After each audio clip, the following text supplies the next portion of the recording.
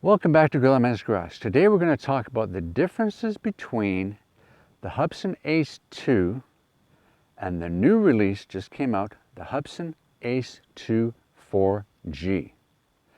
Big difference is they've installed a 4G cellular module to the ACE 2, and now they call it the ACE 2 4G, maybe even the ACE 3. Notice that it has an enclosed fan, whereas the version 2 doesn't, okay?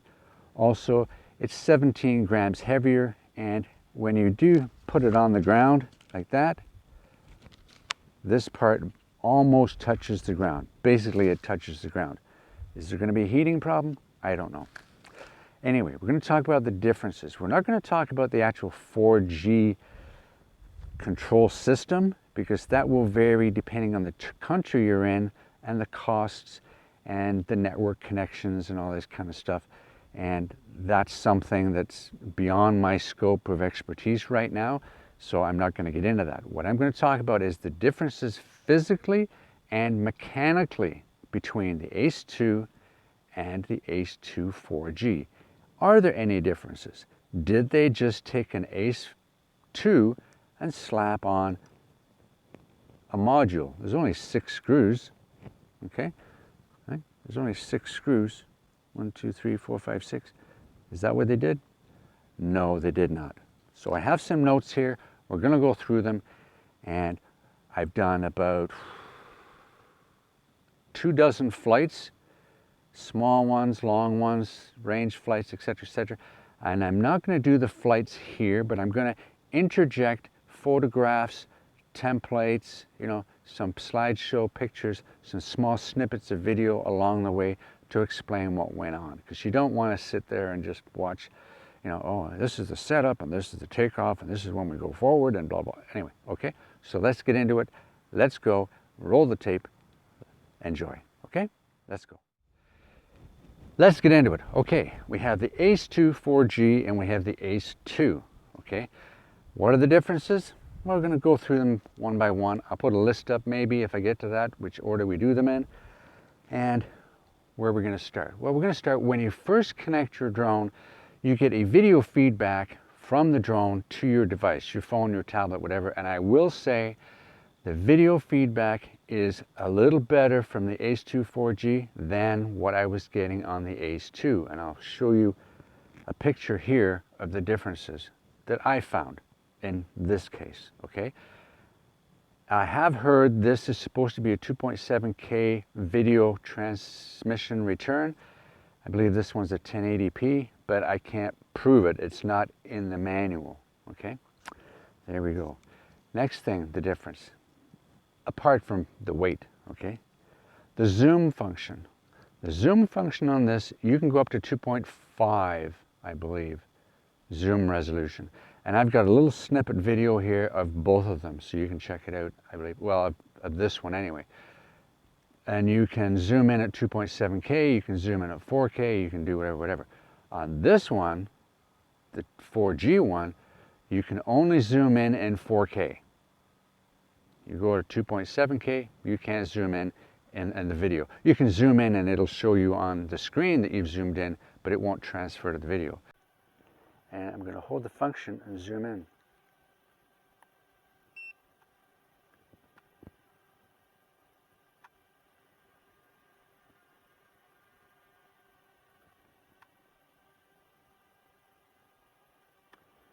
Bit of a wobble there.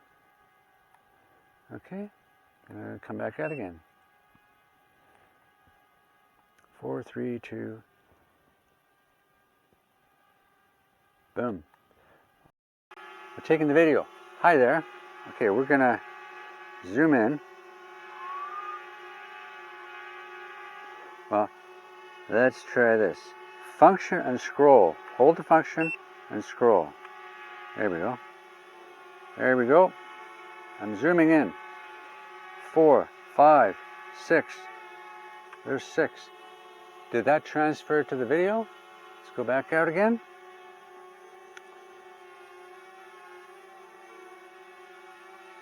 As far as photographs are concerned, forget it. Okay, you can zoom in all you want. Oh, hey, look at that, that's really good. Let's take a picture, zoomed in. Take a picture, it's not zoomed in. Okay, there we go. We've talked about the 17 grams. We've talked about the ground clearance is a little problem there. Oh, yes. Let's talk about the hovering, okay? When you first take it up off the ground, okay? Here's a short little video. It's just off the ground, okay? Short little video, and there's some words there, and with the words you can see how much it moves around. And this was common. This is not just the first hover that ever flew. This is after a dozen or more takeoffs and landing and recalibrations, and I did every calibration in the world, including the controller calibrations and compasses and IMUs and horizon and gimbals and gyros and you name it. Okay, over and over and over and over again, and we still had this. Okay, so look at that, and you'll see it going. Okay, some people say, "Oh, that's nothing." Well, I don't get that on any other drone, not that badly. Anyway, that's that problem. Okay. Next, we're going to talk about how it takes off and how it hovers and what happens compared to this one. The ACE 2 pretty well went up, and it might have gone maybe half a meter off, but it kind of went up and it was pretty steady and dead level. Okay. No matter what I've done with the ACE 2 4G, okay, it always, and I'll run a little video after this, it always tends to go forward, tip on one leg, not as drastic as this, but rolls forward, tips, and then takes off. And that causes it to either come this way or forward or whatever. And when it settles down eventually, it's not dead level. It's just slightly off a little bit, okay? I noticed that a lot. So we're going to run that little video and tell me what you think about that. Watch it take off somewhere. Let's go. Boom.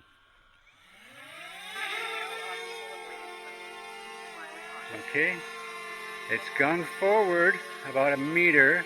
Now it's coming this way. It's coming towards us. Now it's going backwards. Now it's coming towards us.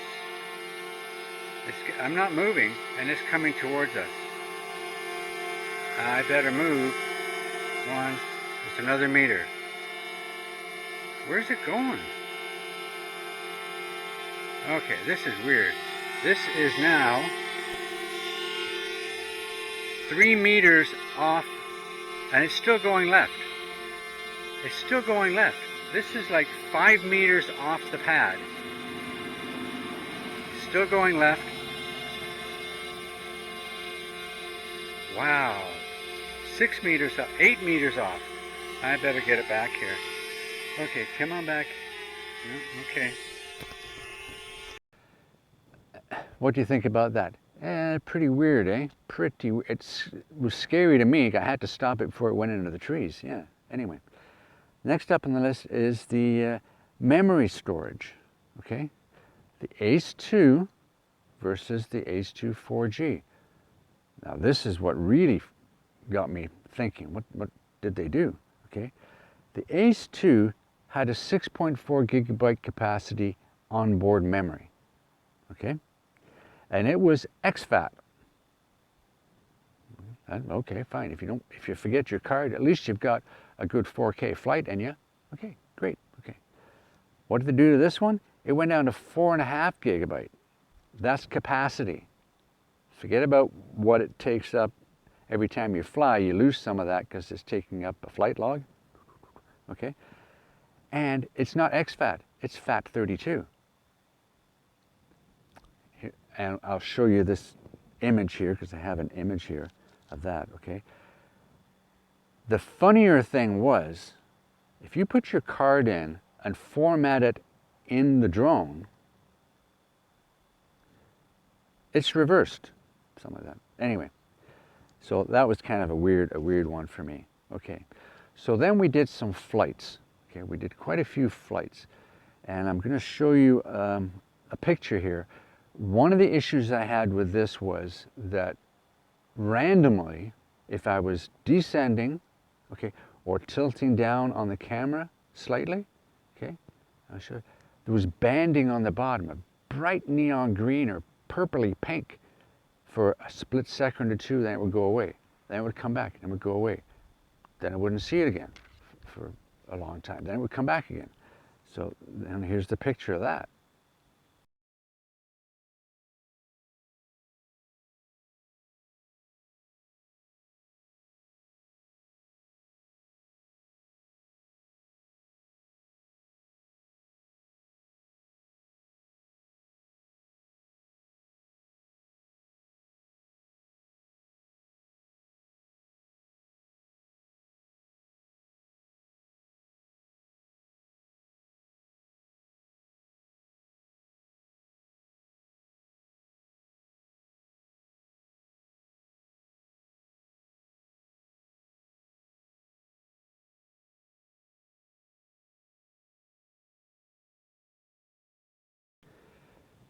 Next is the range.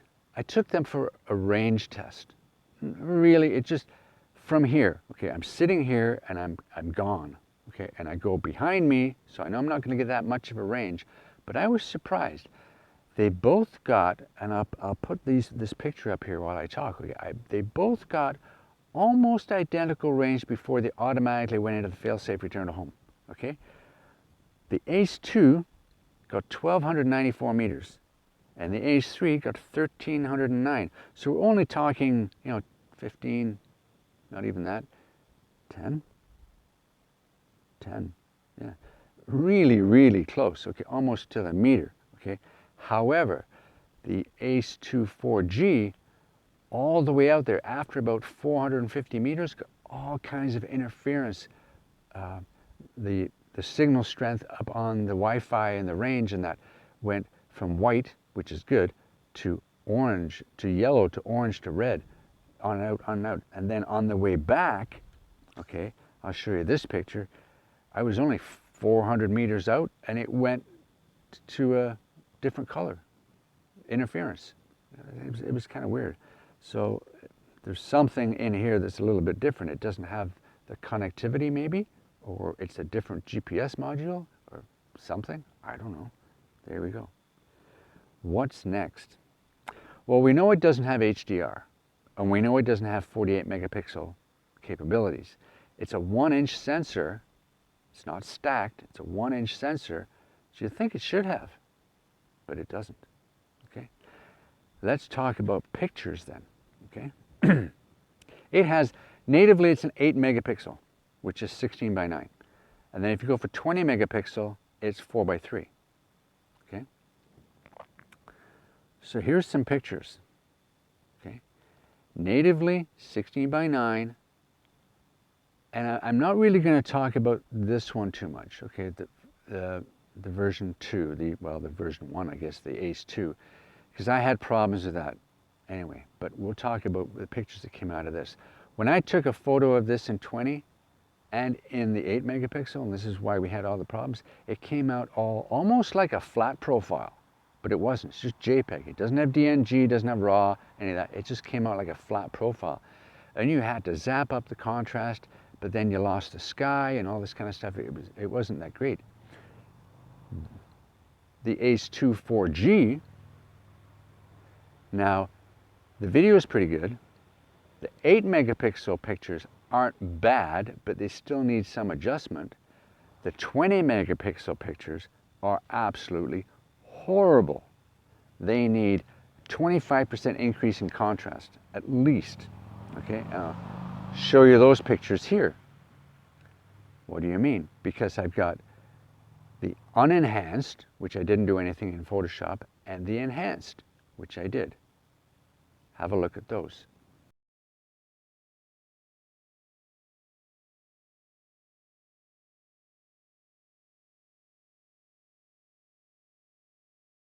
So there we go. All these, the list, everything that we did, the differences that I've noticed, etc., etc. The only thing I haven't done anything with is the actual 4G network connection, okay? Now, I'm not going to do that, but if you're really interested in that, there is a video out there from someone, or the channel is called Hubsan Malaysia. Hard to understand because it's a different language, but you get the idea of what to do. It doesn't quite tell you how to connect, but it gives you the rough idea of how to connect, okay? Because I'm sure once you put your SIM card in, you have to connect it to your phone SIM card somehow, and they communicate. Problem is, as soon as you do that, and as soon as you activate and turn them on, turn the drone on, you're being charged a trickle data charge all the time. As soon as you turn on your drone and it connects to that 4G network, not that it's connected to the 4G network, just the fact that you're enabling that option in your app, you're being trickle charged a charge for data. It just pings, keeps pinging a little bit at a time to make sure that when it's needed, it's there and it grabs it. Okay, but you're being trickle charged. Then when it's needed, once you go out of range and you need it, then you've got the full, because you can imagine if this is 2.7K video transmission, how much that's going to cost you. Okay, and you're up there for what, 20 minutes, half an hour? That's a half an hour at 2.7K. That could get expensive after a while, especially here in North America. Okay, so I don't quite know how that works, but if you want to experiment with that and if you want to tell me if it's any good or whatever, let me know. That's fine. But there you go. So let's wrap this up. Let's have a conclusion. I got to move because I'm getting the sun beating down on me here. We'll wrap up and chit chat.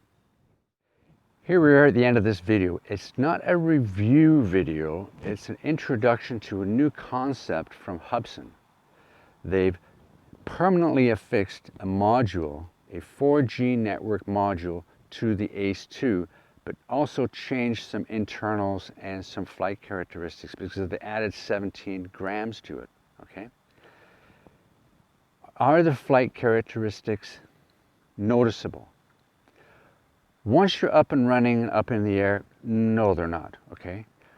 The range is almost identical, okay? The video transmission is better. The video that you get footage-wise is a little in need of less editing, in my opinion, than on this one. The photos are horrible, absolutely horrible. Okay, that's the biggie, right off the bat.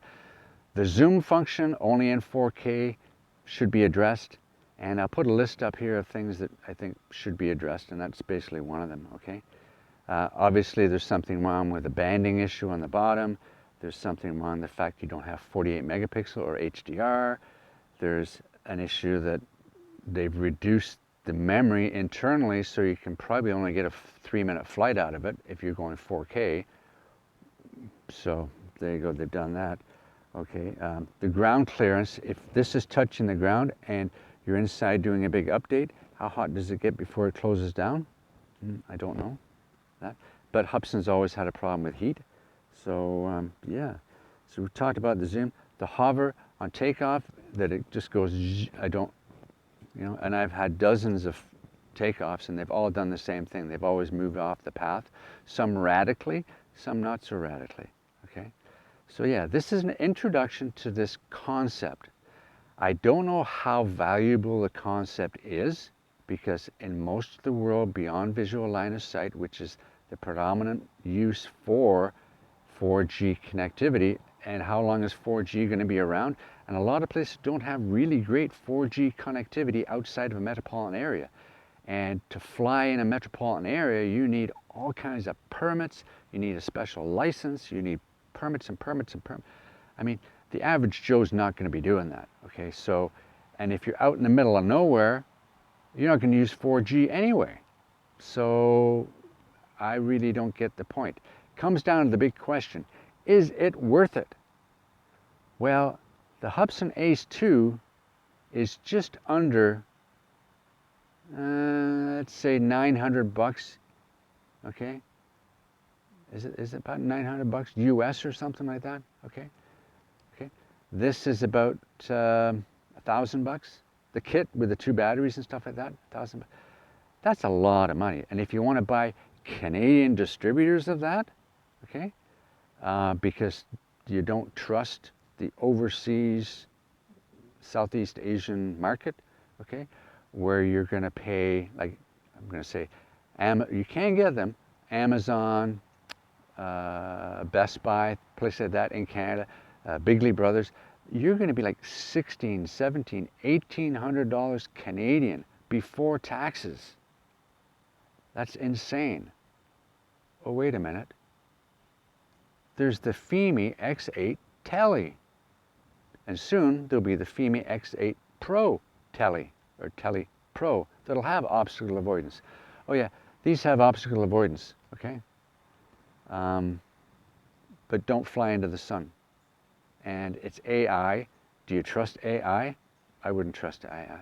Remember, every flight that you do with a drone, you're playing the lottery, because you never know. You really never know. You never know if the cable is going to come disconnected, the motor's going to crack, you're going to lose a propeller, something can happen, you know. And there's no liability. It's all on you. Okay, so there you go. It's a lottery. Shot in the dark. Yeah. So anyway, is it worth it? The Tele, the FIMI X8 Tele, half the price, less than half the price. I think I paid $389 US for my Tele. Okay, and these are upwards of $1,000 US. Are they worth it? No, not a chance. I think Hubsan has priced themselves way out of the market. This is up there with an Air 2S. Okay, yeah, an Air 2S. It's up there with a DJI Mini 4 Pro. It's up there. Is it a better drone than that? No. So there you go. Just my 2 cents worth, whatever, but it is what it is. What's the really good about them? For me, right here, okay, the camera's not bad. It's not bad. For a 1-inch camera, it's not great. But for what you get, it's not bad. My negative to that is they like to use this H.265 format that you're locked into, and the bit rate is horrendous, up to 100 bit rate, okay? That increases the size of the file exponentially, and in a lot of cases, the computer system that's running Windows 10 or so just can't hack it, just can't. And if you go at 100 bit rate, even at 2.7K sometimes with an H.265 file, it's hard to process, okay? So when I can process 4K on the FIMI, no problem. I can process 4K 60 on a FIMI, no problem at all. So yeah, there's some issues. But range, absolutely. Smoothness of flight, absolutely. Speed, absolutely. Wind deflection or wind resistance, absolutely. Okay.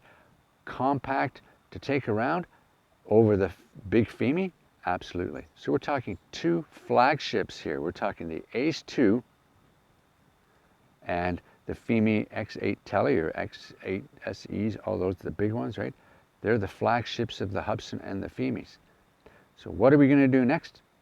We're going to test out those flagship theories, okay? We're going to put up the Tele, the X8 Tele, with a 1/2-inch Sony stacked sensor against the ACE 2 4G 1-inch Sony sensor. And we're going to see what happens with the 2 of them. So then you'll know. You're talking twice the price. There you go. Anyway, enough yappering. It was just an introduction to their new model that just came out, okay?